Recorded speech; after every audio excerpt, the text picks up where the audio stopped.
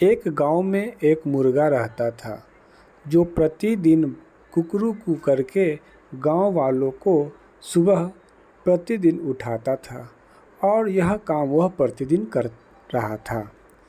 एक समय की बात है, एक लोमड़ी कहीं से घूमते हुए वह गांव में आ गया और उसकी नज़र उस मुर्गे पर पड़ी। मन ही मन लोमड़ी के मन में लालच आया और वह सोचने लगा कि यदि मैं इस ताज़े हिष्ट पुष्ट मुर्गे को खाऊंगा तो मेरा मन संतुष्ट हो जाएगा। तो उसके मन में एक प्लान सूझा, एक चालाकी सूझी और उसने मुर्गे से कहा, वाह मुर्गे भाई, तुम तो बहुत सुंदर गाते हो। इसके पहले मैं इतना सुंदर गाना किसी का नहीं सुना था। सो तुम नीचे आओ और मेरे समीप बैठकर बार बार अपनी आवाज़ से मुझे मंत्रमुग्ध कर दो। इससे पहले मुर्गे की कोई इतनी प्रशंसा कभी नहीं किया था। सो मुर्गा भी लोमड़ी के बातों में आ गया और वह लोमड़ी के समीप पहुंच गया। जैसे ही मुर्गा लोमड़ी के समीप पहुंचा, लोमड़ी ने उसे मुंह में दबोच लिया और खाने के उद्देश्य से वह जंगल की ओर भागा।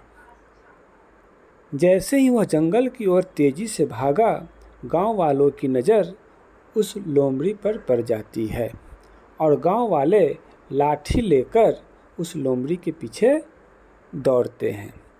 लेकिन मुर्गा तो लोमड़ी के मुंह में दबा हुआ था, वह निकल नहीं पा रहा था। तभी मुर्गे को एक आइडिया आता है और वह लोमड़ी से बोलता है कि देखो, ये गांव वाले तुम्हारे पीछे पड़ गए हैं और अब तुम्हें नहीं छोड़ेंगे।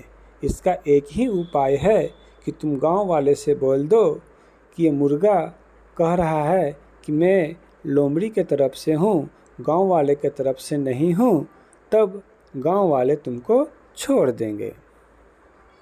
लोमड़ी भी मुर्गे की बात में आ गया और वह जैसे ही बोलने के लिए मुंह खोला, मुर्गा उसके मुंह से निकलकर भाग गया और इस प्रकार मुर्गे ने अपनी जान बचा ली।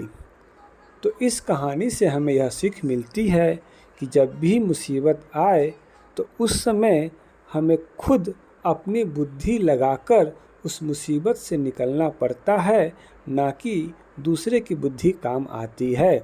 यदि यह कहानी आपको अच्छी लगी हो तो इसे शेयर करें और चैनल को सब्सक्राइब ज़रूर करें। धन्यवाद।